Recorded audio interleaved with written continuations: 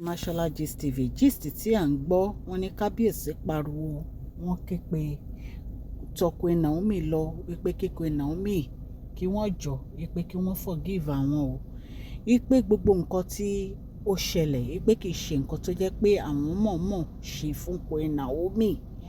Wọ́n ní Queen Naomi ní ṣebí kábíyèsí níyàwó púpọ̀ wípé kán focus lórí àwọn ìyàwó tán ní, kán fi àwọn sílẹ̀ wípé kí wọ́n jẹ́ kí àwọn jẹ́ good parent fún Tádéníkáwò wípé kí wọ́n focus lórí gbogbo àwọn ìyàwó wọn. Queen Naomi ní àwọn ò fẹ́ wàhálà wípé torí ẹ̀ làwọn fi ń ṣe títa wọn. Wọ́n ní nǹkan tó ṣe dandan ní ìsìn ní ọ̀rọ̀ Tádéníkáwò káwọn jẹ́ good parent fún Tádéníkáwò. Sí pọ́ìntì kí àwọn wà pọ̀ nítorí gbogbo àwọn ọ̀rọ̀ àwọn ìyàwó wọn èyí tó jẹ́ pé wọ́n fẹ́ jọ yìí.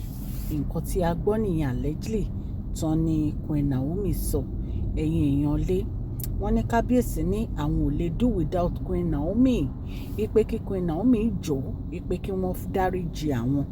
Ṣé mọ̀ pé ọ̀rọ̀ yìí ṣé mọ̀ pé ó tún ń kì sí ju bí a ṣe lérò lọ. Ẹ̀yin náà mọ̀ wípé bí Queen Naomi ṣe wà yẹn kábíyèsí ò lè do without Queen Naomi àfi tá a bá ń parọ́ tanra wa. Recently náà dẹ̀ la gbọ́ wípé àwọn family Queen Naomi wá kó ẹrù wọn nínú palace.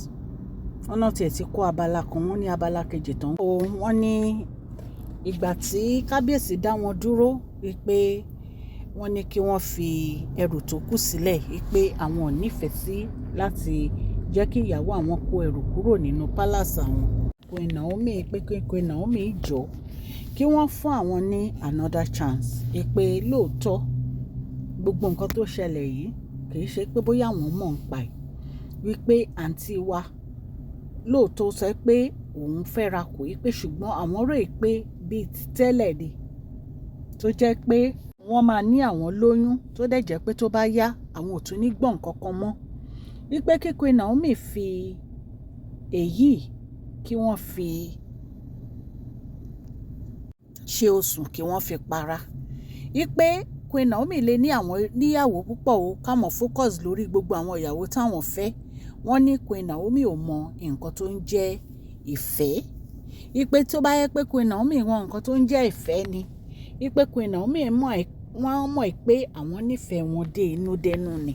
Nǹkan tá a gbọ́ nìyẹn tán ní bàbá Wẹ̀rin ńlá sọ pé bí tẹ̀síwájú pé kí wọ́n wo ti Tádéníkáwò wípé níbo ni Queen Naomi fẹ́ lọ wípé àwọn ni àwọn bí Tádéníkáwò ẹ̀jẹ̀ àwọn dẹ̀ ní Tádéníkáwò wípé ìgbà tí Queen Naomi bá ní káwọn di parent ní ìsìn káwọn kàn máa tọ́jú ọmọ wípé irú ìgbésí ayé wo nìyẹn wípé kí Queen Naomi kàn má ṣe báyẹn.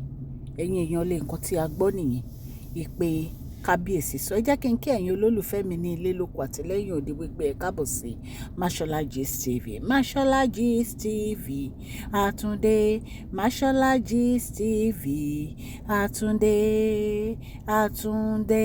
bí a ṣe ń dé a kí ọmọdé a kí àgbà ẹ káàbọ̀ sí Mashola Gist TV. Mashola dé o àtúndé agbe tuntun dé amú gist alálùbáríkà wá fún yín lórí public gist lórí royal gist lórí celebrate gist. Mashola túndé o àtúndé Mashola Gist TV àtúndé. Ẹ̀yin èèyàn lé a kí yín káàbọ̀ sí Mashola Gist TV o. Ní orí ìkànnì yìí à ń sọ̀rọ̀ nípa celebrity gist, royal gist, politics àti gbogbo nǹkan tó ń ṣẹlẹ̀ ní agbègbè orílẹ̀-èdè bàbá wa ní ilẹ̀ Nàìjíríà. Ẹ kàn sí wa ní masholagist.tv@gmail.com tẹ́ bá ní ìpolówó ọjà lọ́lọ́kọ̀ òjọ̀kan a máa bá yín polówó ẹ̀. Má gbàgbé kẹ́ fún fídíò wa ní thumbs up kẹ́dẹ̀ subscribe sí channel wa. Ọlọ́run Elédùmarè á bá mi gbọ́wọ́ yín sókè. Òkè òkè ni ọlá yín á máa lọ, ọlá yín ò ní lọ ìsàlẹ̀ láìláì. Bí a ṣe ń sọ lọ wọ́n ní kábíyèsí wọ́n ní wọ́n bẹ Queen Naomi wípé kí Queen Naomi fi yèdénú wípé kí Queen Naomi má bínú sí àwọn wípé nítorí Olúwa òun ló bá wọn wá Queen Naomi, òun ló yan àwọn pọ̀, wípé Ọlọ́run ló yan àwọn pọ̀, wípé kí Queen Naomi ro gbogbo àtẹ̀yìnwá bí àwọn ṣe jọ bẹ̀rẹ̀ ìfẹ́ àwọn, wípé kí wọ́n má fi àwọn sílẹ̀ o, wípé kí wọ́n jẹ́ káwọn ṣe bàbá ọmọ àwọn, wípé kò sẹ́ni tó lè tọ́jú ọmọ àwọn bí kò ń ṣe àwọn. Nǹkan tá a gbọ́ nìyẹn o, ẹ̀yin èèyàn lé tí wọ́n ní kábíyèsí sọ fún Queen Naomi.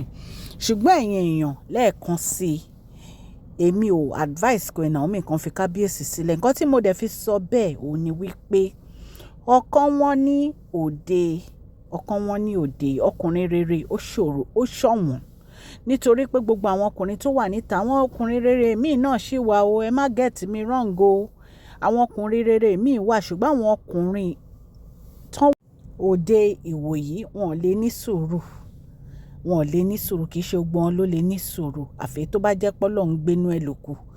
Ọkọ wọn dẹ̀ wọ́n lóde, ẹ wo àwọn single mom bó ṣe pọ̀, nítorí pé wọn ò fẹ́ wàhálà, wọn ò fẹ́ bìlìsì, wọ́n fẹ́ fira wọn lọ́kàn balẹ̀ ni wọ́n ṣe jẹ́ single mom, kì í ṣe pé bóyá a fi ń yọ̀ wọ́n o, a kàn fi ń sọ̀rọ̀ ni. So Queen Naomi, advice tèmi òun ni kẹ́ padà sọ́dọ̀ ọkọ yín, kẹ́ dáríjì ọkọ yín. Kò sí ọkùnrin tó wà perfect, àwa go obìnrin tá à ń sọ̀rọ̀ àlè wà perfect, gbogbo àwọn obìnrin gan àwa perfect, à ń gbìyànjú ni, sùúrù dẹ̀ lèèyàn fi ń gbélé ọkọ. Ọlọ́run Elédùmarè á wà pẹ̀lú gbogbo etí tó ń gbọ́ mi ní ilé lóko àti lẹ́yìn odi. Gbogbo nǹkan tẹ́ bá ń dáwọ́lé á máa yọrí sí rere o. Gbogbo ẹ̀yin new subscribers mo dúpẹ́, ẹ̀yin old subscribers ẹ ṣé. Ọlọ́run á nífẹ̀ẹ́ gbogbo yín pátápátá, òkè òkè ni ọlá yín á máa lọ o, ọlá yín ò ní lọ ìsàlẹ̀ o. Please share this video, like and subscribe. God bless you. Mashola Gist TV, love you all.